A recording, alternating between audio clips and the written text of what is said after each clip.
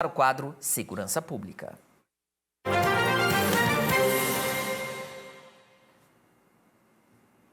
Nessa terça-feira eu tenho o prazer de receber aqui no estúdio da TVCI, aqui no Bom Dia Litoral, o doutor Emanuel Brandão, ele que é delegado do Nucria, que vai falar com a gente sobre o funcionamento dessa delegacia especializada aqui na cidade de Paranaguá, mas também sobre esse trabalho tão importante realizado pelo Nucria e, é claro, a participação da população aqui no litoral do estado quando trata-se de crime contra criança e adolescente. Doutor, já começando sobre essa situação que aconteceu aqui na cidade de Paranaguá, é sempre importante que a população ela tente no máximo, claro que a gente está falando de uma criança de 10 anos, ela teve essa esperteza de ir lá, pegar o celular, gravar, mas alguma pessoa que cometer algum crime contra a criança e outra pessoa, porventura, presenciar, testemunhar, é sempre importante que tente registrar e, se não conseguir registrar, que preste muita atenção, primeiro, claro, protegendo a criança, para depois relatar tudo isso para os órgãos de segurança, né? Muito bom dia, seja bem-vindo ao BDL de hoje. Bom dia, Pierre, bom dia a todos que nos assistem. E realmente esse é um tema muito importante e é muito importante que as pessoas que presenciam algum crime que esteja sendo cometido contra criança e adolescente, realmente elas sintam-se à vontade para denunciar, porque além de uma obrigação legal, é uma obrigação moral de toda a sociedade denunciar crimes da espécie. Agora, doutor, como é que funciona o Nucria? Como é o trabalho realizado por essa delegacia especializada? Justamente, o Nucria é uma delegacia especializada em atender crimes contra crianças e adolescentes. Então, praticamente todos os crimes de viés sexual, do Estatuto do Adolescente e de maus tratos, lesão corporal, por exemplo, eles são atendidos pelo Nucria, que foi uma delegacia especializada, criada justamente para dar um atendimento prioritário e especializado às crianças e aos adolescentes que são vítimas de crimes.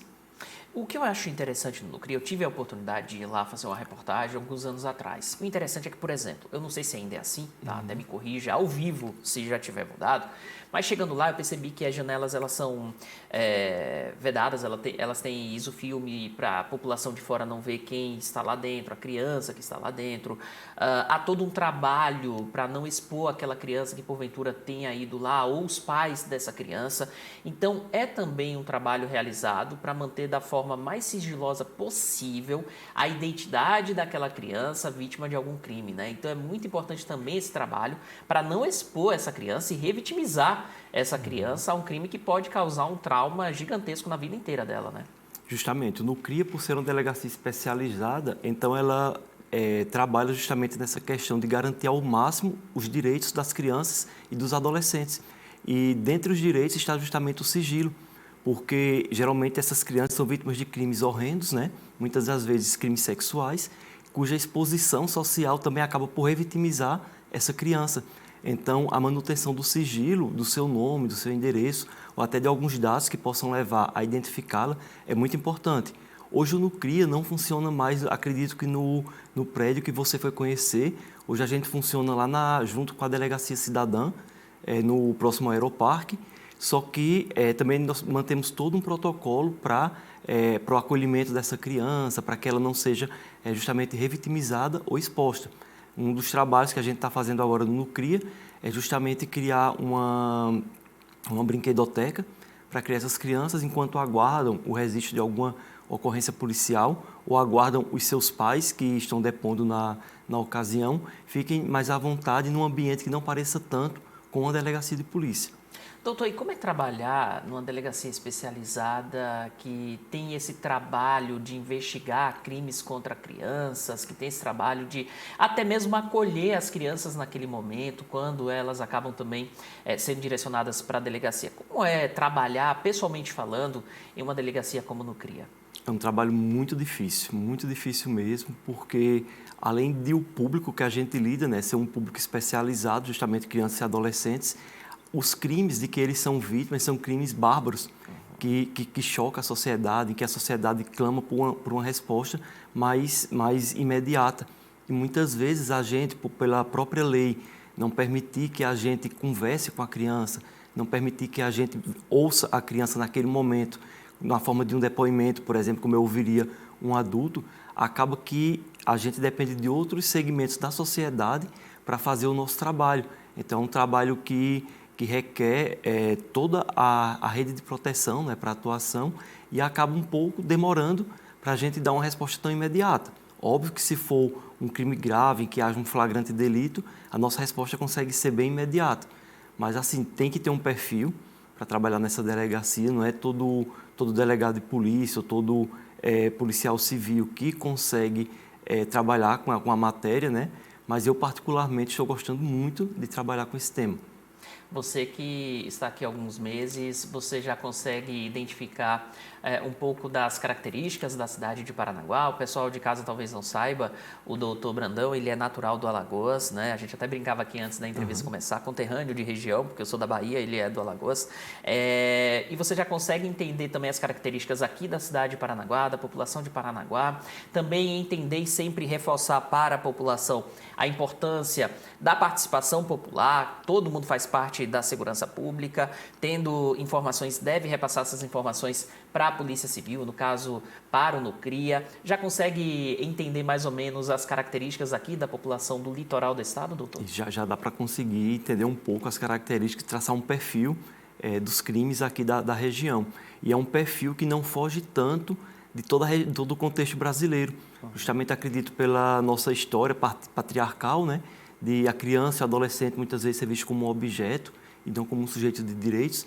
Então, aqui os crimes que mais se destacam são justamente estupro de vulnerável, né? Importunação sexual contra adolescentes, maus tratos, lesão corporal, e a grande maioria é justamente crimes contra a dignidade sexual das várias espécies, né? Crimes de internet também, os cybercrimes, como se chama, de questão de nudes, essas coisas todas, é uma coisa que está acontecendo muito aqui em Paranaguá. Doutor, e como realizar uma investigação quando se depara com um crime como esse, com essas características aqui de nudes, importunação sexual contra adolescentes? É um processo delicado e é um processo que acaba, você mesmo acabou de falar, né? Acaba sendo um pouco mais lento. Mas como trabalhar de uma forma geral com uma investigação em crimes como esses? Isso é uma investigação bem delicada, muito meticulosa, porque a grande maioria desses crimes, principalmente os contra a ordem sexual, são praticados justamente dentro da própria casa. Então, a denúncia muitas vezes não vem de casa, é uma denúncia que é apresentada pelo Conselho Tutelar, pelo colégio, até pela população em geral.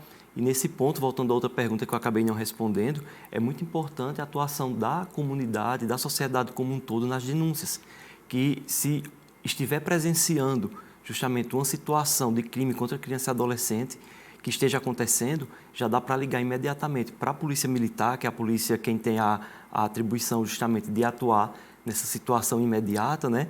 No próprio Conselho Tutelar ou até para a Polícia Civil. Se for uma situação de um crime passado, que já aconteceu e que a gente tem informação, pode ligar para o Disque 100, pode fazer a denúncia diretamente na delegacia de polícia. Se for o colégio, pode nos enviar um e-mail com a ata escolar, pode ser chamado também um conselho tutelar. Então, existem várias formas de denúncia justamente para facilitar e para que a gente faça uma investigação mais rápido possível. E me diga uma coisa, por exatamente trabalhar com a delegacia especializada e que envolve crianças e adolescentes, a descrição ela é necessária? É muito necessária. A descrição é necessária, a gente tem que fazer um trabalho que muitas vezes nem percebam que a gente está trabalhando.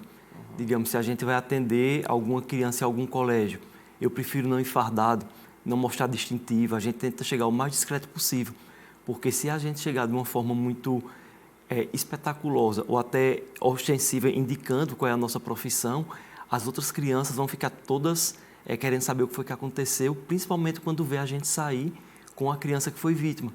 Então, acaba que todo o colégio vai saber do que se trata, né? Então, quanto mais discreto for o nosso trabalho, melhor, nessa parte investigativa. Por outro lado, na questão da divulgação de campanhas, quanto mais ostensivo for o nosso trabalho, é melhor, porque a gente nota que toda vez que vai a algum colégio, quando tem o Maio Laranja, que é o mês justamente do combate à exploração sexual de crianças e adolescentes, a gente nota que as denúncias aumentam. Então, é bem cíclico. Quando a gente para de fazer um trabalho comunitário, as denúncias diminuem. Quando a gente volta a ir nos colégios, falar da importância, das formas de violência, a quantidade de denúncias aumenta. Doutor, o senhor já tocou num assunto importante que na sua avaliação, e é também a avaliação de grandes especialistas do país, temos ainda muitos casos de importunação sexual, de estupro de vulnerável, porque vivemos em uma sociedade patriarcal. Infelizmente, né, ainda temos essa característica retrógrada da nossa sociedade. Na sua avaliação, até por isso é preciso realizar várias políticas públicas, campanhas de educação, é preciso estar presente nas escolas, nas casas, e até ser um tanto quanto redundante, bater mesmo nessa tecla de educação para poder mudar o cenário atual do país? Justamente. A mudança desse cenário passa por todo um trabalho de desconstrução, né, de todo um histórico que a gente tem patriarcal e criar um novo contexto em que seja respeitados os direitos das crianças e dos adolescentes, tal como ocorreu com a Lei Maria da Penha. Até a Lei Maria da Penha, a mulher, nessa mesma sociedade, era vista como um objeto, que muitas vezes era dado ao marido o direito de agredi-la, de ameaçá-la. E hoje, a Lei Maria da Penha e todo o trabalho que foi feito na mídia, em todos os segmentos sociais de conscientização popular, hoje a Lei Maria da Penha é uma lei que tem efetividade e que conseguiu mudar todo esse parâmetro social, né? E está acontecendo agora com a criança e adolescente.